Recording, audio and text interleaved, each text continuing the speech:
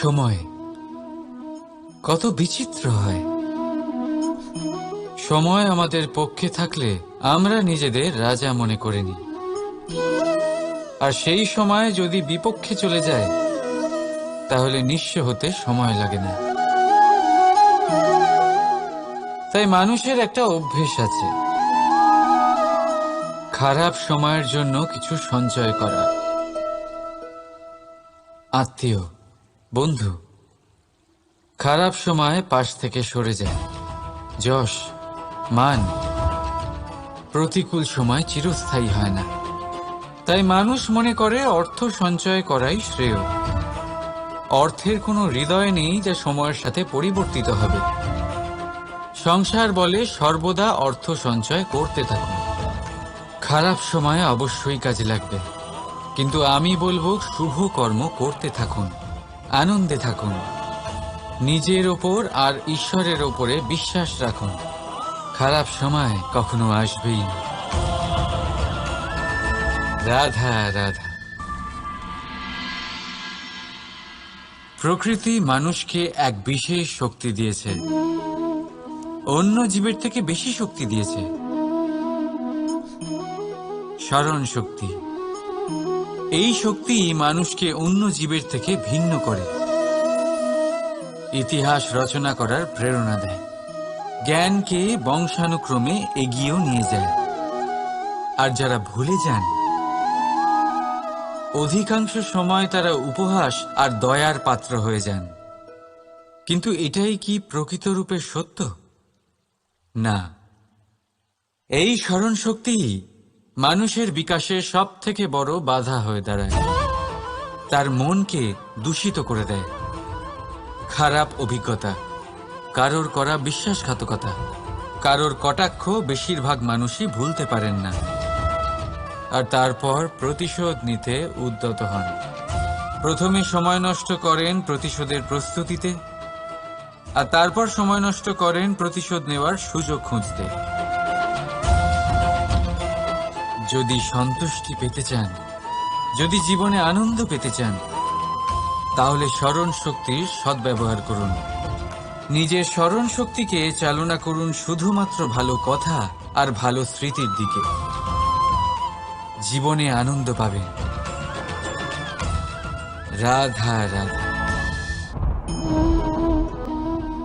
মানুষ নিজের পরিবারের জন্য কত কিছুই না করে, দিন রাত পরিশ্রম করতে থাকে যাতে তার পরিবারের প্রয়োজন পূরণের জন্য অর্থ রোজগার করতে পারে।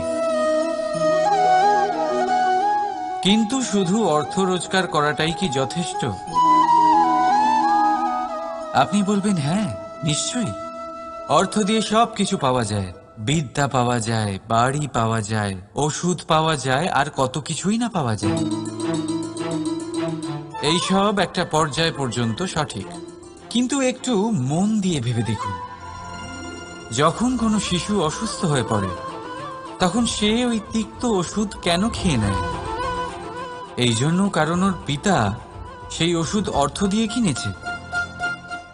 না, বরং এই জন্য কারণ তার পিতা যে তার সামনে দাঁড়িয়ে, তার ওপরে তার বিশ্বাস আছে।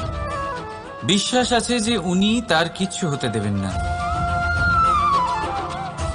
এই বিশ্বাস, এই সংস্কার, এই শিক্ষা কখনো অর্থ দিয়ে পাওয়া যায় না। এটা পাওয়া যায় সেই সময় থেকে যা মাতা পিতা তাদের সন্তানের সাথে কাটিয়েছেন। তাই জীবনে অর্থ অবশ্যই উপার্জন করুন, কিন্তু নিজের পরিবারকেও সময় দিন, আনন্দ পাবেন।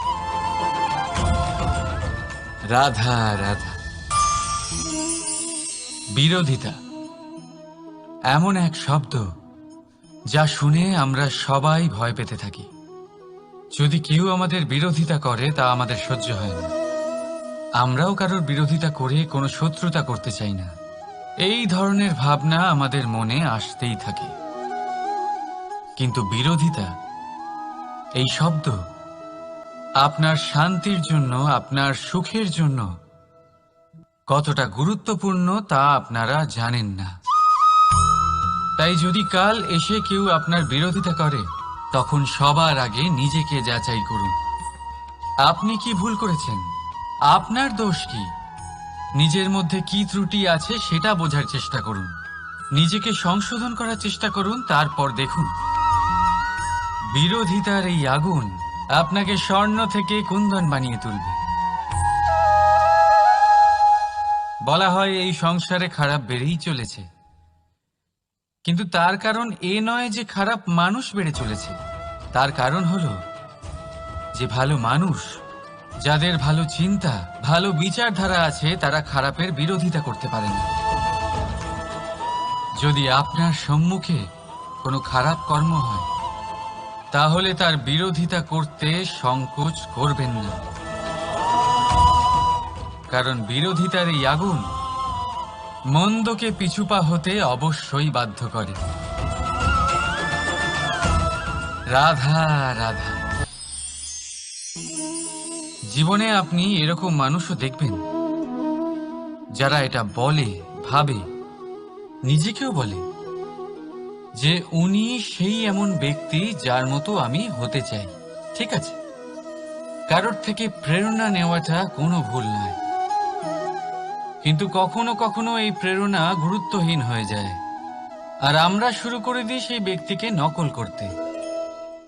এখানেই থেমে যায় আমাদের উন্নতি। এবারে দেখুন,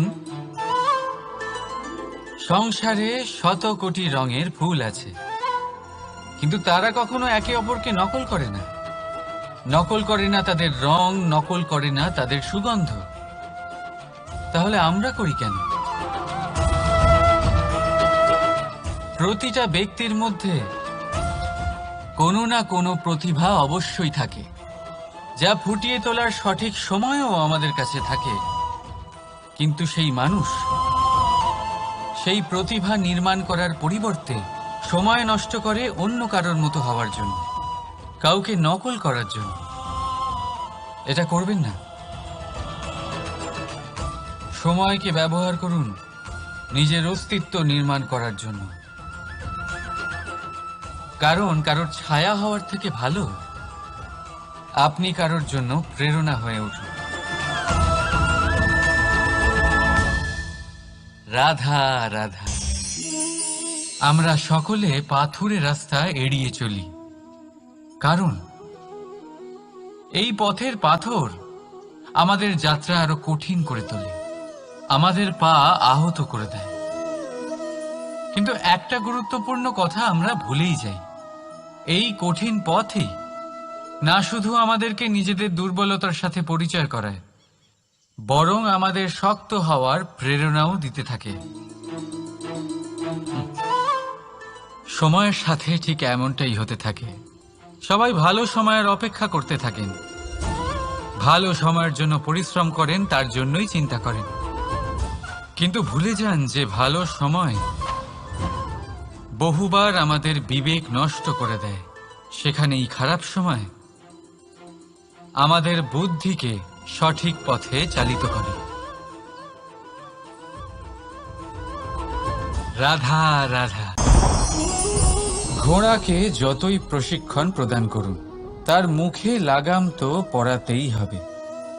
একজন ভালো চালক সেই ঘোড়ার লাগাম মাঝে মাঝে টেনে ধরে, তাকে সঠিক পথে চালিত করতে, যাতে সেই ঘোড়া দিগ্ভ্রান্ত না হয়। এবার একটু ভাবুন, ঠিক এরকমই হয় আমাদের মন। যদি এটা বিবেকের লাগাম দিয়ে মাঝে মাঝে আমরা টেনে না ধরি, তাহলে আমাদের এই মন দিগ্ভ্রান্ত হতে পারে। আর যদি আপনি আপনার লক্ষ্যে পৌঁছতে চান, তখন মনের এই লাগাম মাঝে মাঝে আপনাকে অবশ্যই টেনে ধরতে হবে, কারণ বিবেকের এই পথ প্রদর্শনই আপনাকে ভালোভাবে আপনার লক্ষ্যে পৌঁছে দেবে। মনে রাখবেন আর আমার সাথে ভালোবেসে বলবেন, রাধা রাধা। আপনি কখনো জাঁতা কল দেখেছেন? তাতে গম পেষা হয়। গমকে এমন ভাবে পেষা হয় যাতে আমরা তা খেতে পারি, জীবিত থাকতে পারি। আর যদি আপনি মন দিয়ে দেখেন, তাহলে কলের নিচের অংশ কখনো ঘোরে না, শুধুমাত্র ওপরের অংশই ঘোরে। আর তবেই তা গম পিষতে পারে, আর তবেই রুটি তৈরি হতে পারে। কিন্তু ভেবে দেখুন, যদি কলের দুটো অংশই ঘুরতে থাকে তাহলে কি হবে? তা গম পেশার বদলে একে অপরকে পিষে নিজেদের অস্তিত্ব শেষ করে দেবে। তাই জীবনে কোনো কাজ যখন মন আর মস্তিষ্ক মিশিয়ে করা হয় তখনই তা সম্পন্ন হয়। কিন্তু যখন বিষয় হলো ভক্তির, তখন মস্তিষ্কের যুক্তির মৌন থাকা প্রয়োজন। আর যখন বিষয় হলো কর্ম আর ন্যায়ের, তখন মনের আবেগের মৌন থাকা প্রয়োজন। তাই মন আর মস্তিষ্কের এই সম্মিলনে সতর্ক থাকবেন। একসাথে অবশ্যই চলবে, কিন্তু একে অপরের বাধা যেন না হয়ে দাঁড়ায়। রাধা রাধা। আমি একটা এমন শব্দ যার অনেকগুলি মানে হয়, যার আসল অর্থ হল অহং। যদি আপনি কথা বলেন সৃষ্টির নির্মাণ নিয়ে, তাহলে আমি ব্রহ্মদেব হয়ে সৃষ্টির নির্মাণ করবে। যদি আপনি কথা বলেন প্রলয়ের, তাহলে সেই আমি মহাদেব হয়ে বিনাশ করবে। এই আমি সঙ্গতিপূর্ণ, কিন্তু শুধু ততক্ষণ যতক্ষণ আপনি এটা সবার সাথে ভাগ করছেন। কিন্তু আমরা বহুবার এর মানে বুঝতে পারি না। এই অহংকে সীমিত করে দিই একটা ব্যক্তি অবধি, শুধু নিজে। আর তখনই জেগে ওঠে অহংকার, যাতে প্রাধান্য পায় শুধুমাত্র আমি, আমরা নয়। আর একজন ব্যক্তি একা না উৎপাদন করতে পারে আর না করতে পারে সৃজন। এবারে দেখুন, বৃষ্টির এক ফোঁটা, তারও অস্তিত্ব আছে, কিন্তু তা ধরিত্রীতে পড়লেই সমাপ্ত হয়ে যায়। কিন্তু যখন ফোঁটাগুলি একসাথে পড়ে তখন শুরু হয় বর্ষা, আর তখনই তৈরি হয় ধারা। রাধা রাধা। বলুন, কি দেখতে পাচ্ছেন আপনি? আমার হাতের এই সাদা বস্ত্র, নাকি এতে লেগে থাকা এই কালো দাগ? এবারে সত্যি কথা বলতে কি, আপনার নজর সবার আগে এই কালো দাগের উপরে গেছে। ঠিক আছে, এমনই তো হয়। ভীষণ কম মানুষ থাকেন যারা ভাবেন কোনো ব্যক্তি ভীষণ পরিশ্রম করে এই বস্ত্র ধুয়েছেন, এটা শুকিয়েছেন। বেশিরভাগ মানুষের নজর যায় এই দাগের উপরে, ভাবেন যে এটা কি করে লাগলো। কিছুটা এরকমই হয় আমাদের ব্যক্তিত্বের সাথে। আমাদের শুভ কর্মের ওপরে আমাদের একটা খারাপ কর্ম ভারী মনে হয়। এবারে ভাবুন, যদি আমি চন্দ্রের কথা বলি, তাহলে তার শীতল আলো দেখার পূর্বে তার কলঙ্ক লক্ষ্য করেন, সেই চাঁদে লেগে থাকা কালো দাগ দেখে নেন। সেই জন্যই বিশেষ করে যারা শুধুমাত্র শুভ চিন্তা করেন আর উপকারী কর্ম যারা করেন, তাদের আমি বলবো সাবধানে থাকবেন। কারণ আপনার একটা খারাপ কর্ম চিরকালের জন্য উদাহরণ হয়ে দাঁড়াবে। রাধা রাধা। সাফল্য। যদি আপনাকে জীবনে সাফল্য পেতে হয়, তাহলে আপনি একাধিক মানুষ পাবেন যারা একাধিক উপায় বলবে আপনাকে সাফল্য পাওয়ার। দীর্ঘ সময় ধরে পরিশ্রম, চেষ্টা, নির্ধারণ, নিষ্ঠা এই বিষয়ে ভাষণ দিতে থাকবেন। একাধিক রকমের উদাহরণ আপনার সামনে তুলে ধরবেন। কিন্তু আমার এটা মনে হয়, আমরা কেন সেই বিষয়ে কথা বলি না যা মানুষকে অসফল করে তোলে? শুধু দুটো ব্যাপার অসফল হওয়া নিশ্চিত করে। শুধু দুই ধরনের মানুষ বেশিরভাগ অসফল হন। প্রথম তারা যারা ভাবে অনেক কিছু কিন্তু কিছুই করে না, আর দ্বিতীয় তারা যারা অনেক কিছু করতে থাকে কিন্তু ভাবনা চিন্তা না করে। ভাবনা আর কর্ম, এদের মাঝে সামঞ্জস্য রাখা খুব জরুরি। যদি এটা থাকে তাহলে জীবনে কখনো অসফল হবেন না। রাধা রাধা। আপনি অনেককে এই কথা নিশ্চয়ই বলতে শুনেছেন, এই ব্যক্তির দৃষ্টিতে দম্ভ আছে, এই ব্যক্তির চোখের ওপর অহংকারের পর্দা পড়ে আছে, ইত্যাদি ইত্যাদি। চলুন আমি আপনাকে একটা প্রশ্ন করছি, আপনি দেখেন কি দিয়ে? দৃষ্টি দিয়ে নাকি দৃষ্টিভঙ্গির সাহায্যে? ভাবুন।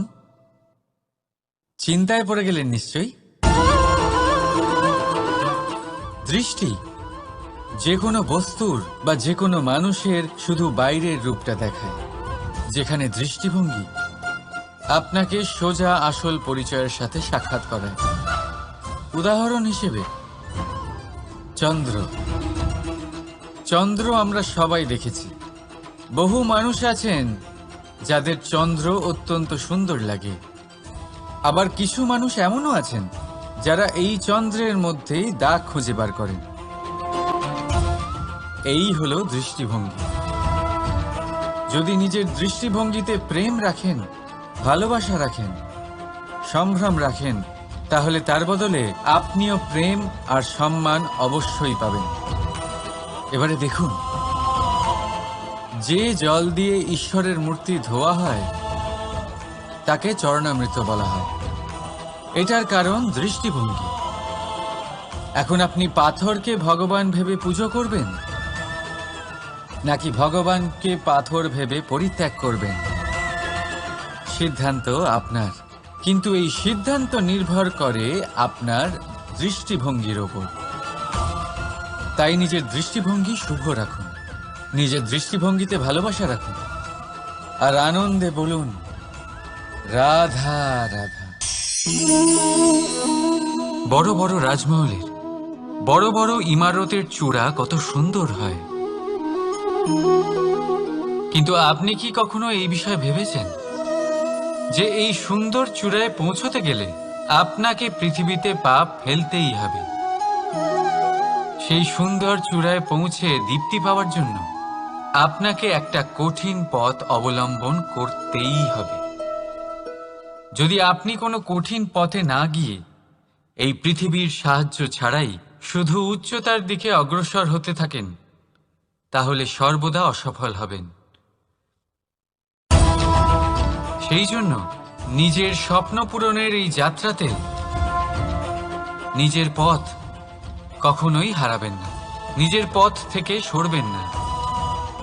যদি এমন করেন তাহলে তো আপনার স্বপ্ন পূরণ হবেই না, তার সাথে আপনি নিজের পথও হারাবেন। রাধা রাধা। কৌতুক অর্থাৎ হাসি, এটা জীবনে কতটা গুরুত্বপূর্ণ। আমরা সর্বদাই হাসতে চাই, আমরা সর্বদা অন্যের মুখে এই হাসি দেখতে চাই। কিন্তু এই কৌতুক অনেক প্রকারের হয়, আর এই কৌতুকের ভিত্তি কি সেটাও খুব গুরুত্বপূর্ণ। কৌতুক কেবল তখনই পাবেন যখন তা শুদ্ধ মন থেকে আসবে। কৌতুক তখনই পাবেন যখন তা সামনের জনকেও হাসিয়ে তার কষ্ট হরণ করবে।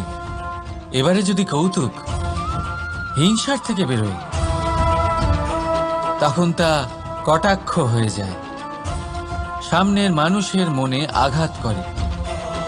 তারপরে সে তৈরি থাকে যে কখন আপনার উপরে আবার প্রহার করতে পারবে। তাই যদি হাস্য কাউকে ছোট করার জন্য হয়, তা হাস্য নয়, উপহাস হয়ে যায়। আর তা সামনের জনকে আনন্দ নয়, শুধু অপমান দেবে। আর অপমানিত ব্যক্তির মন তিক্ত হয়ে থাকে।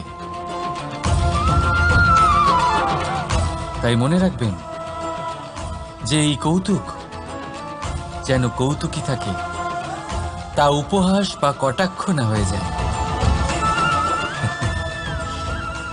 রাধা রাধা। মানুষ, এই শব্দের সূচনা হয় মন থেকে। আর সেই জন্যই হয়তো আমাদের এই মন এতটা গুরুত্বপূর্ণ। এবারে দেখুন না, আমাদের মনই সবকিছু চালনা করে। মনই সেই যে কল্পনা করে। মনই সেই যা কল্পনাকে বাস্তবে পরিণত করার জন্য পরিশ্রম করতে আমাদের প্রেরণা যোগায়। মনই সেই যা লোভের জালে জড়িয়ে পড়ে। মনই সেই যা অভিমানের পর্দা দিয়ে ঢেকে যায়। আর এই মনই সেই যা আপনাকে বিনাশের দিকে টেনে নিয়ে যেতে পারে। কিন্তু যদি তা পরোপকার করার ইন্ধন পায়, তাহলে এমন কোনো মহান কাজ নেই যা আপনি করতে পারবেন না। কিন্তু এই মন কি? এটা বোঝানো যায় দুটো শব্দের মাধ্যমে, দুটো সহজ শব্দ। প্রথম, একজন কুশল সেবক। দ্বিতীয়, একজন সংকটপ্রবণ মালিক। যদি আপনার এই মন আপনার নিয়ন্ত্রণে থাকে, তাহলে সে হলো আপনার সেবক। তাই আপনার অস্তিত্ব আছে। কিন্তু যদি আপনার মন আপনার কর্মের ওপরে নিয়ন্ত্রণ করে, তাহলে এই মন আপনার মালিক। আর তখন আপনার বিনাশ নিশ্চিত। তাই নিজের এই মনকে নিয়ন্ত্রণে রাখুন, কিন্তু ভালোবেসে। আসুন আমার সাথে আনন্দে বলুন, রাধা রাধা। এই সূঁচ দেখতে পাচ্ছেন আপনি? এটা শুদ্ধ লোহা দিয়ে তৈরি। বস্ত্র সেলাই করার কাজে লাগে, অস্ত্রোপচারে কাজে লাগে। কিন্তু আপনি কি কখনো ভেবে দেখেছেন এই সূঁচ কিভাবে তৈরি হয়? লোহার এক বড় অংশকে পিটিয়ে পিটিয়ে টেনে টেনে তাকে পাতলা বানানো হয়। এরপরেই আমরা পেয়ে থাকি সূঁচ। ভাবুন, যদি লোহার টুকরোতে অনর্গল প্রহার করার ফলে একটা লোহার টুকরো সূঁচে পরিণত হয়, তাহলে আমাদের জীবনে অনর্গল চেষ্টা করার ফলে জীবনের সমস্ত অংশকে আমরা কত প্রভাবশালী কাজে পরিণত করতে পারি। শুধু প্রয়োজন দৃঢ় নিশ্চয়তা। তাহলে আসুন আমার সাথে ভালোবেসে বলুন, রাধা রাধা। বিশ্বাস, জীবনে বিশ্বাস কতটা গুরুত্বপূর্ণ। একজন স্ত্রী তার স্বামীর হাত ধরে যে কোনো জায়গায় যেতে পারেন। এর কারণ হলো বিশ্বাস। তার নিজের স্বামীর ওপরে বিশ্বাস আছে। যখন একজন মা তার ছোট বাচ্চাকে কোলে তুলে হাওয়ায় ওঠায়, তখন সেই বাচ্চা ভয়ভীত হয়ে যায় না। তার কারণ হলো বিশ্বাস। তার বিশ্বাস আছে যে তার মা তার কিচ্ছু হতে দেবে না। এক বৈদ্যের দেওয়া ঔষধ সন্তান কিছু না বুঝে শুনেই খেয়ে ফেলে। সেই বৈদ্যের জ্ঞানের বিষয়ে তার কোনো ধারণাই থাকে না। শুধু নিজের পিতার উপরে বিশ্বাস আছে যে তার পিতা তাকে খারাপ কিছুই দেবে না। যখন এই সংসারের প্রতিটা বন্ধন বিশ্বাসের উপরে দাঁড়িয়ে আছে, তাহলে কেন এই বিশ্বাসকে আমরা জীবনে আনতে পারি না? আপনি নিজেই দেখুন, এই বিশ্বাস নিজের জীবনে এনে দেখুন। সবকিছু আরো সুন্দর হয়ে যাবে। তাই ভালোবেসে বলুন, রাধা রাধা।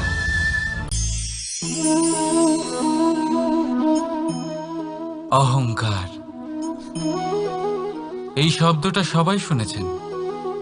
বহু মানুষকে আপনি এটা বলতে শুনেছেন যে ওই ব্যক্তির অহংকার আছে, ওই মানুষটির ক্ষমতার অহংকার আছে, ওই ব্যক্তির নিজের রূপ নিয়ে অহংকার আছে, ওই ব্যক্তির নিজের অর্থের অহংকার আছে, ইত্যাদি ইত্যাদি। কিন্তু এই অহংকার, এর অস্তিত্ব হয় কি করে? এবারে একবার এই হাতটা দেখুন।